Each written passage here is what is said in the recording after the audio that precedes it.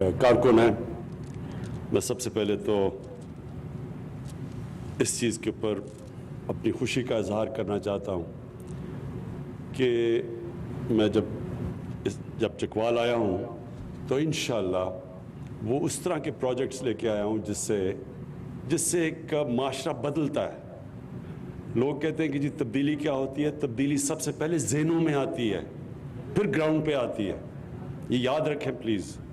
لوگ سمجھتے ہیں کہ تبدیلی کو ایک بٹن آن کرو تو تبدیلی آ جاتی ہے۔ تبدیلی پہلے لوگوں کے ذہن بدلتے ہیں۔ تو میں اس کے اوپر آنے سے پہلے، کیونکہ اس چیز کے اوپر بات کی گئی کہ چکوال اور یہ سارے یہ علاقہ جہلم، چکوال، میاں والی، یہاں بہت زیادہ لوگوں نے پاکستانی فوج میں وہ گئے اور ان کی بڑی قربانی ہے پاکستان کے لیے۔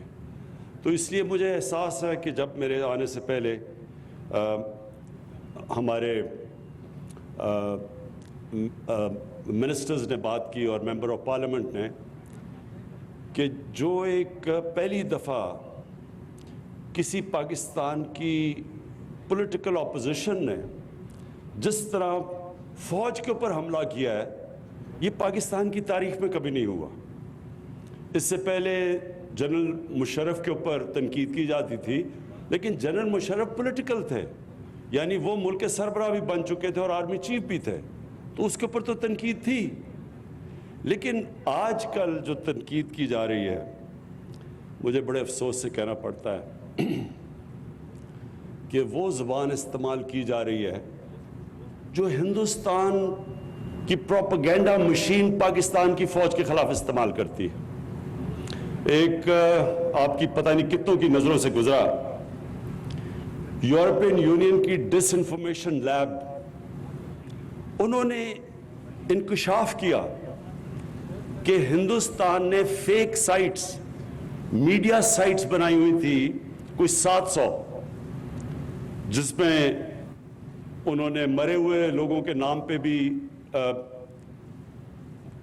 نیوز آئٹمز ان کے نام سے بھی دیتے تھے، پھر اخباروں کے فیک اخبار بنائے ہوئے تھے، اور اس کا صرف سب سے زیادہ مقصد یہ تھا کہ پاکستان کو ایک بری نظر میں دنیا میں پیش کریں، پاکستان میں کہیں کہ افراتفری پڑی ہوئی ہے، تاکہ کوئی باہر سے سرمایہ کاری نہ کرے پاکستان میں۔ اور پھر پاکستانی فوج کو خاص طور پر ٹارگٹ کیا گیا، کیونکہ ہندوستان چاہتا ہے کہ پاکستانی فوج کمزور ہو، اور اب سے نہیں، پہلے سے وہ چاہتے ہیں، ان کی پوری ایک پلاننگ ہے کہ دنیا میں پاکستانی فوج کو ایک ایسی نظر پیش کیا جائے کہ وہ ایک روگ آرمی ہے، وہ دہشت گرد ہے۔ نریندر موڈی پچھلے آرمی چیف کو تو کھل کے کہتے تھے کہ دہشت گرد ہے۔ تو بدقسمتی سے پتہ یہ چلا کہ یہ جو فیک سائٹس تھیں ہندوستان کی، یہ اس اپوزیشن کو بھی یہ جو اے پی ڈی ایم ہے، اس کو بھی آگے پروموٹ کر رہے تھے، اور کئی ایسے صحافی ہیں جو ان کو بھی پروموٹ کرتے ہیں، اور وہ ہندوستان کی اس ڈس انفارمیشن کے حصہ تھے۔ تو کہنے کا مقصد یہ ہے کہ پہلی دفعہ ہوا ہے کہ پاکستان کی اپوزیشن اس طرح پاکستان کی فوج کو ٹارگٹ کر رہی ہے، آرمی چیف کو، آئی ایس آئی چیف کو۔ اس کی کوئی پہلی مثال نہیں ہے۔ اور ٹارگٹ کیا کر رہے ہیں، کیا رہے ہیں کہ جناب الیکشن جو تھا وہ انہوں نے، کیونکہ فوج نے دھاندلی کروائی، اس لیے سلیکٹڈ گورنمنٹ ہے۔ تو اس کے لیے کوئی ان سے پوچھے کہ اگر الیکشن میں دھاندلی ہوئی تھی تو کیا آپ گئے تھے الیکشن کمیشن کے پاس؟ کیا آپ سپریم کورٹ گئے؟ کیا آپ پارلیمنٹ میں آئے؟ کوئی آپ نے فورم پہ کہا کہ دھاندلی ہوئی ہے؟ تو آج جب امریکہ میں الیکشن ہوا تو جب ریپبلکنز کہنا شروع کہ الیکشن میں دھاندلی ہوئی، تو میڈیا پہلے کہتا تھا کہ انہوں نے ابھی تک کوئی ثبوت نہیں دیا، یعنی وہ میڈیا کہنے کے لیے نہیں تیار تھا دھاندلی جب تک ثبوت نہ ہو۔ تو نہ ثبوت دیے، نہ کسی فورم پہ گئے، اور پاکستانی فوج کو اٹیک کرنا شروع کر دیا کہ جی انہوں نے ایک سلیکٹڈ حکومت لے کے آئے۔ اور اصل میں ہم ساری قوم جانتی ہے کہ 30 سال سے یہ جو ان کے لیڈران ہیں، انہوں نے دونوں ہاتھوں سے ملک کو لوٹا ہے۔ 30 سالوں سے ان کے اوپر باہر مضمون چھپے ہوئے ہیں، باہر کے اخباروں میں، ڈیلی ٹیلی گراف میں، ٹائمز میں، ڈیلی میل میں انگلینڈ کی بات کر رہا ہوں، نیو یارک ٹائمز میں، بی بی سی نے 2 ڈاکیومنٹری ان دونوں لیڈرز کے اوپر بنائی ہوئی ہیں، ان کی چوری کے اوپر۔ ان دونوں نے ایک دوسرے کے اوپر جو باتیں کی ہوئی ہیں وہ آج آپ ٹی وی دیکھ سکتے ہیں۔ اور ایک کو زرداری کو جیل نواز شریف نے ڈالا تھا کرپشن میں، دونوں حکومتیں 2 دفعہ کرپشن میں گئی تھی، ایک دوسرے کو کرپٹ کہتے تھے۔ تو آج صرف اپنی چوری بچانے کے لیے ایک ملک کی وہ انسٹیٹیوشن جو اگر آج کبھی بھی پاکستان کو ایک مضبوط فوج کی ضرورت ہے تو آج ضرورت ہے۔ اور کیوں ضرورت ہے؟ کیونکہ ہمارے ساتھ جو ہمارا ہمسایہ ہے، 73 سال کی تاریخ میں برِ صغیر میں اس طرح کی حکومت نہیں آئی جو آج ہندوستان میں آئی ہے، جو کہ ایک انتہا پسند، ایک ٹوٹیلیٹیرین، ایک ریسسٹ، اینٹی مسلمان اور اینٹی اسلام اور اینٹی پاکستان، کبھی ایسی حکومت نہیں آئی اور جو انہوں نے کشمیریوں سے کر رہے ہیں۔ اور اس ٹائم پہ اپنی فوج کو اٹیک کرنا اور پھر اپنی فوج کو کہنا کہ ایک الیکٹڈ حکومت کو گرا دو، اپنے آپ کو ڈیموکریٹس کہتے ہیں، الیکٹڈ حکومت کو گرا دو، اور پھر فوج کو کہتے ہیں کہ اگر آرمی چیف الیکٹڈ حکومت کو نہیں گراتا تو فوج اس کو ہٹا دے۔ یعنی ملک میں فوج کو کہہ رہے ہیں کہ ملٹری کو کرو اور کہتے ہیں ڈیموکریٹک۔ تو میں اس لیے آج اس پلیٹ فارم سے، کیونکہ یہ وہ خاص طور پہ یہ سارا وہ علاقہ ہے جس میں لوگوں نے فوج میں جا کے بڑی اپنے ملک کے لیے قربانیاں دی ہیں، آج بھی ہماری فوج قربانیاں دے رہی ہے۔ آج جو ہندوستان سے دہشت گردی کی جا رہی ہے بلوچستان میں، پاکستان کے جو مرج ڈسٹرکٹس میں، یہ ہمیں پتہ کدھر سے ہو رہا ہے۔ ہمیں تو پہلے سے ہی اندازہ تھا کہ یہ ہر قسم کا پاکستان میں انتشار پھیلانے کی کوشش کر رہے ہیں، اور آج بھی ہمارے فوجی جوان قربانیاں دے رہے ہیں۔ اور اس میں یہ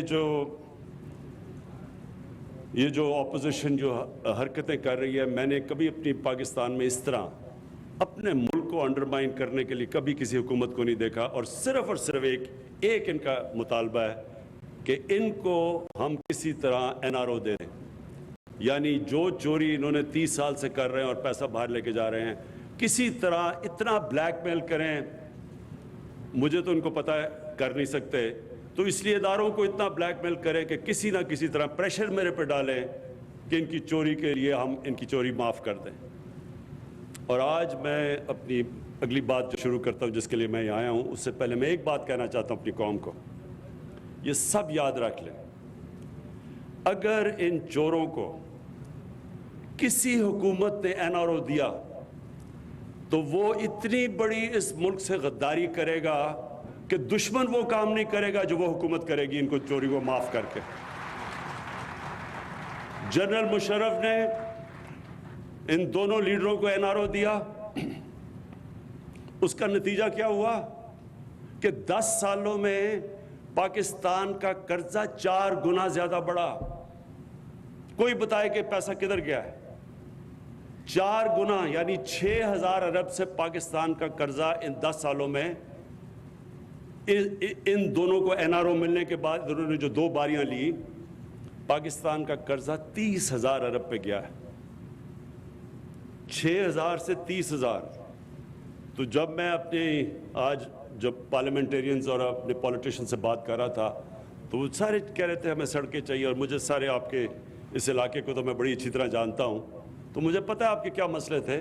تو میں تب ان کو بتا رہا تھا کہ ایک حکومت جب ہم آئے تو جتنا ہم نے ٹیکس کا پیسہ اکٹھا کیا پہلا سال، اس کا آدھا چلا گیا ان کے لیے ہوئے قرضوں کی قسطیں ادا کرنے میں، آدھا چلا گیا۔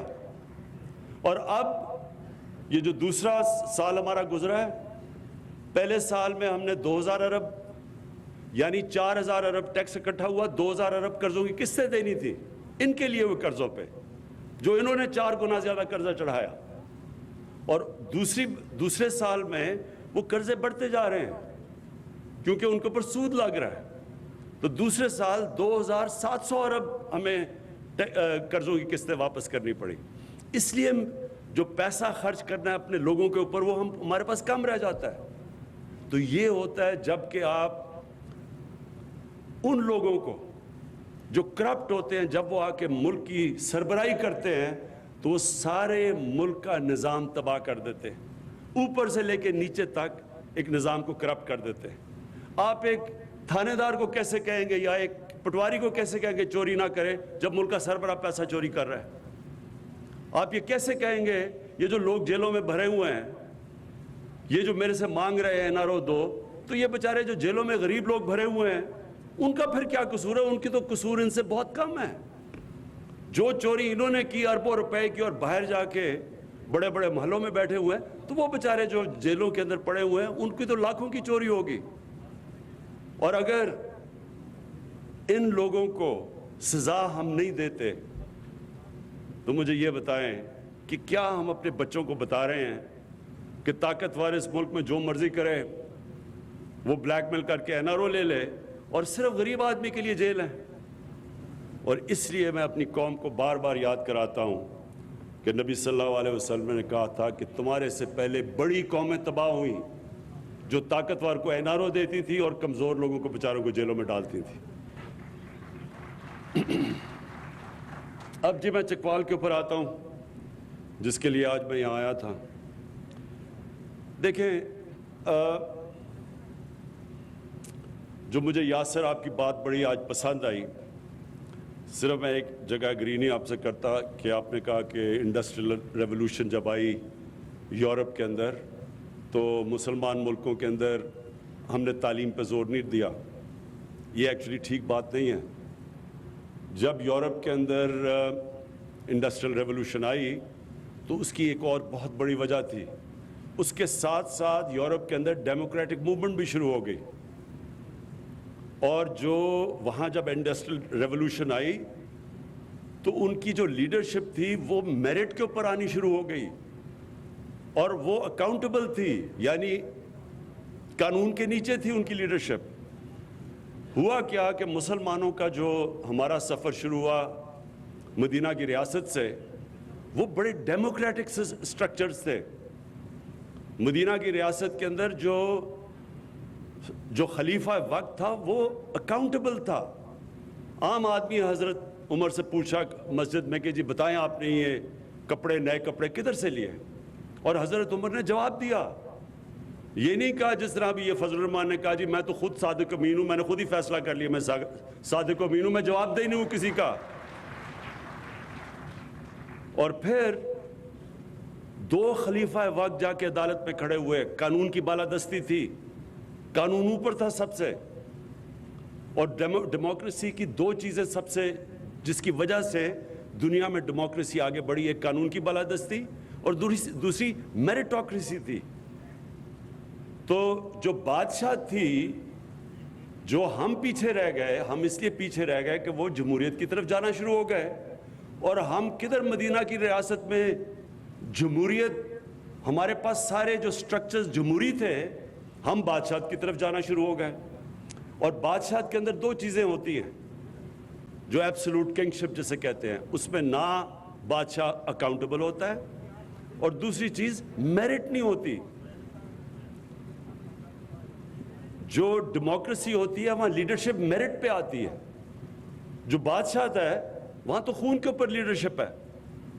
اب آپ یہ دیکھ لیں دونوں بڑے بڑے جو اس ملک میں جنہوں نے 30 سال میں اس ملک میں چوری کی اور آج اربوں پتی ہیں اور باہر بھی پیسہ ان کا اور بچے بھی باہر ہیں, ان کے جو 2 بچے, اب ایک کا بیٹا ایک کی بیٹی اب جو یہ NRO کے جلسے کر رہے ہیں, تو ان سے کوئی پوچھے کہ آپ کی کوالیفیکیشن کیا ہے, کیا وجہ ہے کہ آپ دونوں پارٹیز کے سربراہ بنے ہوئے ہیں, کیا کیا آپ نے؟ آپ اگر کوئی نوکری, چھوٹی سی بھی نوکری لینے جاتے ہیں تو پہلا سوال آپ سے یہ پوچھا جاتا ہے کہ آپ کا جاب ایکسپیرینس کیا ہے, آپ نے کیا کیا زندگی میں. جاب ایکسپیرینس کے بغیر آپ کو کہیں نوکری نہیں ملتی. تو ان دونوں سے اگر کوئی پوچھے کہ آپ کا جاب ایکسپیرینس کیا ہے تو وہ کہیں گے جی ہمارے دونوں کے باپ پاکستان کے کرپٹ ترین آدمی تھے اور ان کے اوپر کیسز چل رہے ہیں اور عدالتوں میں کنوکٹ ہو رہے ہیں. یہ ہماری کوالیفیکیشن ہے. اور تو ان کی کوالیفیکیشن کوئی نہیں. 1 گھنٹے کا دونوں نے کام نہیں کیا زندگی میں, 1 گھنٹے کی کمائی نہیں کی, تو وہ ملک چلانے جا رہے ہیں. آپ ایک فیکٹری کی ہے کہ فیکٹری کے لیے آپ ذرا ایم ڈی کو ذرا ریکروٹ کریں گے تو ذرا دیکھیں وہ کیا کیا سوال پوچھتے ہیں اس فیکٹری سے کہ بتائیں تم نے کیا کیا کیا زندگی میں. تو یہاں ملک چلانے جا رہے ہیں اور جاب ایکسپیرینس کیا ہے کہ ہم بڑے شان و شوکت میں پلے ہیں لیکن بدقسمتی سے وہ حلال کا پیسہ نہیں تھا. اچھا جی, میں جو انڈسٹریل ریولوشن سے شروع ہوا تھا, جو قومیں آگے بڑھی ہیں, جب تک ہم تعلیم کے اوپر زور نہیں دیتے کوئی زندگی میں شارٹ کٹ نہیں ہے. ہم اگر سمجھ رہے ہیں کہ تعلیم کے بغیر کوئی ملک آگے بڑھ جائے گا, یہ فیری ٹیلز میں بھی نہیں ہوتا. اس لیے نبی صلی اللہ علیہ وسلم نے جنگ بدر کے بعد ایجوکیشن ایمرجنسی ڈکلیئر کی. انہوں نے, حالانکہ پیسے نہیں تھے, برے حالات تھے, امہ کے بہت برے حالات تھے, جنگ بدر میں غریب لوگ تھے سب, اس کے باوجود انہوں نے کہا کہ جب قیدی کو واپس کر کے, مکہ کے قیدی کو پیسے مل سکتے تھے, انہوں نے تب کہا کہ جو قیدی پڑھا لکھا دے گا 10 مسلمانوں کو وہ واپس آزاد ہے. یہ ایک بڑی سوچ تھی. جو تعلیم ہے وہ امیجیٹ ریٹرنز نہیں ہوتے. ہمارا سب سے بڑا مسئلہ یہ ہے کہ یہ جو ہماری جس طرح کی ڈیموکریسی ایوالو کی, ہم 5 سال کا سوچتے ہیں چچا جی 5 سال سے میں کوئی ایسا پروجیکٹ دکھا دوں, پھر اس کی اتنی اربوں روپیہ اس کے اوپر پبلسٹی پہ خرچ کر کے تاکہ اگلا الیکشن جیت جاؤ. لیکن تعلیم کے اندر اگلا الیکشن کا نہیں آپ سوچتے. جو گورنمنٹ اگلے جنریشن کی سوچتی ہے وہ تعلیم کے اوپر پھر زور ڈالتی ہے. اب ہمارا دنیا میں 2nd ینگسٹ پاپولیشن ہے. اس آبادی کو جتنا ہم ویلیو ایڈ کر سکیں, ویلیو ایڈ کا مطلب کہ جتنی بہترین تعلیم, ہنر سکھا سکیں, ٹیکنیکل ایجوکیشن دے سکیں. اور دنیا اب کھڑی ہے ایک اور ٹیکنالوجی کی ریولوشن پہ. نئی نئی چیزیں آ گئی ہیں, آرٹیفیشل انٹیلیجنس, ایسی ٹیکنالوجیز اتنی تیزی سے ایڈوانس کر رہی ہیں. لیکن خوش قسمتی ہماری یہ ہے کہ ہم اپنی ینگ آبادی کو اس وقت اگر ہم اکوپ کر دیں تو یہ لیپ فراگ کر سکتے ہیں. مطلب یہ کہ بجائے ایک پروسیس سے گزرنے کے ہم بڑی تیزی سے آگے جا سکتے ہیں. اس لیے جو 2 آج میں نے آج انوگریٹ کی ہیں 2 چیزیں, ایک آپ کی جو یونیورسٹی چکوال یونیورسٹی, اور دوسرا جو آپ نے سینٹر آف ایکسلنس یا ایک سکول ایسا بنایا کہ جو بہترین ٹیلنٹ چکوال کے بچوں کا, لیکن غریب بچوں کا, وہ بچے جو کہ جن کے ماں باپ کے پاس پیسہ نہیں اعلیٰ تعلیم دینے کا بچوں کو, ان کے لیے جو سکول بنایا ہے. میں آج آپ کے سامنے پیشن گوئی کر رہا ہوں کہ اگر آپ نے صحیح توجہ دے دی ان سکولوں پہ, یعنی ٹیچرز کے اوپر صحیح توجہ دے دی, اچھے ٹیچرز بھی دیے, سکول کی بلڈنگز کافی نہیں ہوتی, اس کے اوپر ٹیچرز بھی آپ کو اچھے چاہیے ہوتے ہیں. اگر آپ نے توجہ دے دی تو آپ کا بہترین ٹیلنٹ اس سکول سے نکلے گا جدھر آپ میرٹ کے اوپر غریب گھرانوں سے بچوں کو لے کے آ رہے ہیں. ہم نے نمل یونیورسٹی میں ساتھ ہی ہے, کبھی آپ کو موقع ملے ضرور جا کے دیکھیں کیونکہ مجھے اس کا بڑا فخر ہوتا ہے اس یونیورسٹی کا. اس میں 90% جو سٹوڈنٹس ہیں وہ اسکالرشپ پہ ہیں, یعنی ان کا تقریب سارا پیسہ ہم اکٹھا کر کے اسکالرشپ پہ دیتے ہیں. اور وہ غریب ترین گھرانے کے بچے ہیں, اور ان میں سے 75% بچے اردو میڈیم سکول کے ہیں, اور جو انیشل ڈگریز تھیں وہ بریڈفورڈ یونیورسٹی کی ہیں, یعنی انگلینڈ کی یونیورسٹی کی ہیں. لیکن آپ کو حیرت ہوگی کہ جو ان کا رزلٹ ہے, جس طرح کے وہ بچے پڑھتے ہیں اور جو ان کے اندر ڈرائیو ہے, جو ہنگر ہے, جو بھوک ہے, وہ بریڈفورڈ یونیورسٹی کی ڈگریز لے رہے ہیں. اور بریڈفورڈ یونیورسٹی سے جو پرسنٹیج ہے فرسٹ ڈویژنز کی وہ نمل یونیورسٹی کی زیادہ ہے.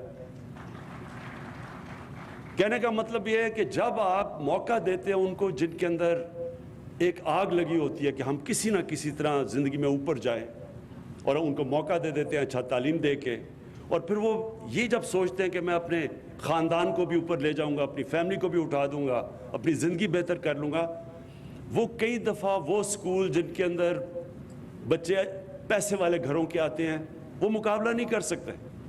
اور یہ نمل یونیورسٹی میں آپ دیکھ لیں کہ نہیں, وہ جو نمل یونیورسٹی کے اندر جس طرح کے بچوں کے اندر ڈرائیو ہے وہ نظر آتی ہے ان کے رزلٹس پہ. اور اس لیے یہ جو آپ نے ایک پہلے اسکول, میں سمجھتا ہوں کہ اسکول میں سے آپ کا بہترین ٹیلنٹ نکلے گا. دوسرا جو یونیورسٹی ہے یہ بڑی ضرورت تھی یہاں سارے علاقے کے لیے, کوالٹی کی یونیورسٹیز یہ جو آپ بنانے جا رہے ہیں, میں آپ کو مبارک بھی دیتا ہوں اور آپ یقین دلاتا ہوں کہ پوری طرح انشاءاللہ میں آپ کی اس میں سپورٹ کروں گا ہر تک اینڈ تک. اور پھر جو ہاسپٹل ہے یہ بہت ضروری ہے. یہ جو 500 بیڈ کا ہاسپٹل بنا ہے اس کی بڑی ضرورت ہے اس سارے علاقے میں. آبادی ہماری بڑھتی جا رہی ہے, ہمارے پاس اتنے ہاسپٹلز نہیں, نرسز نہیں, ڈاکٹرز نہیں. تو یہ جو آپ پہلا تو یہ قدم ہے کہ اس علاقے میں ایک ہاسپٹل کی بہت ضرورت تھی. تو یہ جو آپ نے 500 بیڈ کا ہاسپٹل بنایا اور یہ جو شروع کر رہے ہیں آپ, اس کے لیے پھر سے میں آپ کو ریپیٹ کرتا ہوں کہ پوری ہم سپورٹ دیں گے. لیکن میں آپ کو یہ بھی بتا دوں کہ جو پاکستان میں جتنے ہاسپٹل کی ضرورت ہے وہ گورنمنٹ نہیں بنا سکتی, اور اس کے لیے ہم نے ایک ایسا زبردست, اور میں دونوں پنجاب اور پختونخوا کی گورنمنٹس کو خاص طور پہ خراج تحسین پیش کرنا چاہتا ہوں کہ جو ہیلتھ کارڈ ہے, جو ہیلتھ کارڈ لے کے آئے ہیں یہ انشاءاللہ آپ دیکھتے رہیں. میں آپ کے سامنے یہ بھی پیشن گوئی کرتا ہوں کہ 5 سال 6 سال 8 سال 10 سال تک, میکسیمم 10 سال تک یہاں کا جو ہیلتھ سسٹم ہوگا, ہمارے سے بڑے امیر ترین ملکوں کا بھی وہ ہیلتھ سسٹم نہیں ہوگا جو پاکستان کا بننے جا رہا ہے. اور وہ کیوں؟ وہ اس لیے کہ ہیلتھ کارڈ میں ہر خاندان میں, اور فیصلہ ہوا ہے کہ اگلے سال کے اینڈ تک ہر پنجاب کا اور پختونخوا کا خاندان اس کے پاس ہیلتھ انشورنس ہوگی. اس کو کہتے ہیں یونیورسل ہیلتھ کوریج. یہ آپ حیران ہوں گے, میں پھر سے کہہ رہا ہوں, امیر ترین ملکوں کے اندر بھی یونیورسل ہیلتھ کوریج نہیں ہے. یہ جو کارڈ ہے ہیلتھ کارڈ, اس سے کیا ہوگا؟ اب تک کیا ہوتا تھا کہ اچھے پرائیویٹ ہاسپٹل صرف بڑے شہروں میں چلے جاتے تھے کیونکہ پیسہ تو بڑے شہروں میں ہے, تو چھوٹے شہروں میں پرائیویٹ ہاسپٹل بناتا ہی کوئی نہیں تھا. اب ہم پرائیویٹ ہاسپٹلس کو انکریج کر رہے ہیں, انشاءاللہ ان کو سستی زمینیں دیں گے ہاسپٹل پرائیویٹ سیکٹر کو آنے میں. ساری ان کی جو اکوپمنٹ پاکستان میں, ہیلتھ ہاسپٹل کی اکوپمنٹ پاکستان میں نہیں بنتی, ساری وہ ہم ان کو ڈیوٹی فری اجازت دیں گے باہر سے امپورٹ کرنے کی. اور اس کے بعد ہیلتھ کارڈ کی وجہ سے جب عام ہر گھر کے پاس ایک ہیلتھ کارڈ آ جائے گا گھرانے میں, تو کوئی بھی جا کے, اور ہیلتھ کارڈ میں آپ کسی بھی ہسپتال میں جا کے اپنا علاج کروا سکتے ہیں. یہ نہیں کہ صرف گورنمنٹ ہاسپٹل, کسی بھی پاکستان کے ہسپتال میں ہیلتھ کارڈ سے آپ اپنا علاج کروا لیں گے. اس سے یہ ہوگا کہ غریب ترین علاقوں کے اندر جب سب لوگوں کے پاس ہیلتھ فیملیز کے پاس ہوگا تو پھر پیسہ کا تو مسئلہ نہیں ہوگا. تو اس سے انشاءاللہ پورا ہم اپنا ایک ہیلتھ سسٹم کھڑا کریں گے پاکستان میں, جو کہ سارے علاقوں کو کور کرے گا, غریب علاقوں کو بھی. اور یہ میرا ایک, مجھے انشاءاللہ جب لوگ کہتے ہیں کہ کیا, میرے سے پوچھتے ہیں کہ آپ کے جب 5 سال پورے ہوں تو آپ کیا چاہیں گے کہ پاکستان میں کیا چیز ہوگی تو آپ سمجھیں گے آپ کامیاب ہوں. تو میں 5 سال کے اپنے بعد سب سے پہلے یہ چاہوں گا کہ ہم اپنا جو قرضے ہیں, جو کرنٹ اکاؤنٹ, جو ہمارے ڈیفیسٹس ہیں, ایک بیرونی خسارہ ہے اور ایک اندرونی خسارہ ہے. تو میں یہ چاہوں گا کہ یہ دونوں خساروں کو ہم کم کر کے ادھر لے آئیں کہ پاکستان اپنے پیر پہ کھڑا ہو جائے. جو بیرونی خسارہ ہے وہ تو آپ کو, مجھے سب سے زیادہ فخر یہ ہے کہ پچھلے 5 مہینے میں جو ہمارا, جس کو کرنٹ اکاؤنٹ کہتے ہیں, اس کا جو سب سے بڑا خسارہ ہمیں ملا تھا 2.25 سال پہلے, آج میں فخر سے یہ کہتا ہوں کہ 5 مہینے مسلسل ہمارا جو کرنٹ اکاؤنٹ ہے وہ سرپلس میں چلا گیا ہے, اور 17 سال کے بعد یہ ہوا ہے. اب دوسری زور لگانا ہے کہ اپنا جو فسکل ڈیفیسٹ ہے، یعنی ہماری جو آمدنی ہے وہ ابھی بھی کم ہے، ہمارے خرچے زیادہ ہیں، لیکن ابھی تک مجھے اس کا ابھی تک یہ فخر ہے کہ آج اگر ہمیں قرضوں کی قسطیں واپس نہ کرنی پڑیں جو کہ قرضے انہوں نے پچھلوں نے لیے تھے، تو ہم نے اپنی آمدنی اور خرچے کو اب بیلنس کر لیا ہے، یعنی ہمارا خسارہ نہیں ہے۔ اب خسارہ تب آتا ہے کیونکہ ہمیں یہ قرضوں کی قسطیں دینی پڑتی ہیں، اور انشاءاللہ وہ آمدنی ہم بڑھانے کی پوری اب زور لگا رہے ہیں، اپنے ملک میں ویلتھ کریشن کر رہے ہیں، اور مجھے پورا یقین ہے کہ انشاءاللہ جب اگلے ہمارے 5 سال پورے ہوں گے تو یہ سب سے پہلے تو یہ کہ جو قرضوں کا بوجھ ہے انشاءاللہ اس کو کم کریں۔ اس کے بعد جو دوسری چیز ہے کہ عام آدمی کی زندگی کیسے بہتر ہو۔ اگر عام آدمی کی زندگی بہتر ہو، غربت یہاں کم ہو گئی، لوگوں کی بنیادی ضروریات ان کی صحت کا ہم دھیان رکھ سکے، ان کے لیے ہم تعلیم، ہر غریب گھرانے کے لیے موقع ملے تعلیم کا، اور یہ جو ہمارے جو دور دراز علاقے ہیں وہاں اسکول خالی پڑے رہتے ہیں، وہاں سسٹم ٹھیک نہیں ہے، پورا زور لگا رہے ہیں کہ اب یہ جو ایجوکیشن کا سسٹم ہے ایسے کریں کہ اس کو ڈی سینٹرلائز کر دیں، اور ساتھ ساتھ اس کے ساتھ جو ہمارا لوکل گورنمنٹ سسٹم آ رہا ہے، جو بلدیاتی الیکشن آ رہے ہیں، یہ پاکستان میں ایک انقلابی سسٹم ہے، اور اس سسٹم کے ذریعے ہم اپنی جو دیہاتی علاقوں کے اندر جو ڈسٹرکٹس ہیں جس طرح چکوال ہے، میاں والی، وہ لوکل گورنمنٹ کے اندر سکولوں کو اوورسی کریں، اور یہ ہمارا بڑا ایک ریولوشنری سسٹم ہے جو انشاءاللہ جب الیکشن آئیں گے تو آپ کو پتہ چلے گا، بڑی محنت سے ہم اپنا نیا بلدیاتی نظام لے کے آئے ہیں۔ تو اسکول کا نظام ٹھیک ہو جائے، صحت کا نظام ٹھیک ہو جائے، گورننس سسٹم جو ہم اب لگے ہوئے کوشش کر رہے ہیں کہ ہمارا جو پولیس کا سسٹم ہے وہ ٹھیک ہو، اور اس کے لیے بھی آپ دیکھتے رہیں گے کہ پوری جدوجہد ہے، کیونکہ یہ ایک بری عادتیں پڑ چکی ہیں کئی سالوں سے، تو اس کو آہستہ آہستہ انشاءاللہ ٹھیک کر رہے ہیں، اور 5 سال کے بعد لوگوں کو نظر آئے گا کہ پولیس ایک ایسی ہماری بن گئی ہے کہ لوگوں کی جان اور مال کی حفاظت کرے گی۔ تھانہ ایک ایسا ہوگا جدھر لوگ یہ نہیں سمجھیں گے کہ تھانہ کوئی دور سے کوئی باہر سے قوم آ کے چلا رہی ہے، اپنا یعنی پولیس کو اپنی پولیس سمجھیں گے، اور انشاءاللہ اس کے اوپر پورا زور ہے۔ اور اس کے علاوہ جو میں چاہوں گا کہ جو ہمارا جو احساس پروگرام ہے وہ پاکستان کی تاریخ میں نہیں، دنیا کے اندر بہترین ایک وہ پروگرام مانا جائے غربت کم کرنے کے لیے۔ ہم ایک بڑی یہ جو ابھی بھی ہمارا احساس پروگرام جو کرونا کے دور ہم نے جس طرح پیسے بانٹے غریب لوگوں کے اندر، یہ تو دنیا بھی ابھی سمجھتی ہے، اس کی خراج تحسین پیش کرتی ہے پاکستان کو کہ بہترین طریقے سے شفافیت سے اور بڑے تھوڑے وقت میں اتنا زیادہ ہم نے پیسہ بانٹا غریب لوگوں میں، جس سے بچ کے ہماری عوام لاک ڈاؤن میں جو تباہی مچی تھی۔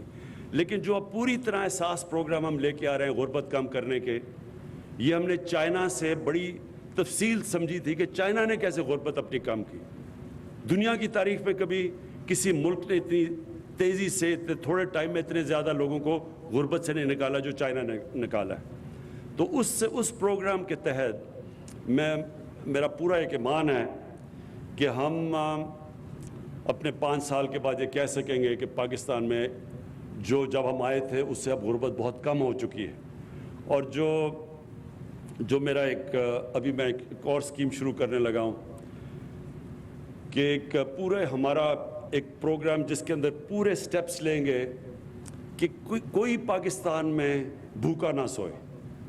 اس کے لیے ہم انشاءاللہ پورا ایک پلان لے کے آئیں گے جس میں پاکستان کے شہریوں کو ہم پوری قوم مل کے کرے گی کہ کوئی ہمارے ملک میں بھوکا نہ سوئے۔ یہ ایک پورا پروگرام انشاءاللہ آپ کے سامنے لے کے آؤں گا۔ تو میں پھر سے آج آپ کو چکوال کے لوگوں کو مبارک دیتا ہوں۔ وہ ایک تو میں بھول گیا، وہ جو سڑک اس کی بڑی ضرورت تھی بائی پاس کی، اس سے بڑا فرق پڑ جائے گا یہاں، وہ تو ہم نے چوتھی چیز آج انوگریٹ کیا ہے۔ لیکن میرے لیے اصل 2 چیزیں ہیں، ایک آپ کا ہاسپٹل اور یہ جو آپ کے ایک اسکول بنا ہے اور جو یونیورسٹی، اس کی میں آپ کو خاص طور پہ مبارک۔ وزیر اعظم عمران خان دورہ چکوال پہ ہیں، آج انہوں نے تقریب سے خطاب کیا، انہوں نے کہا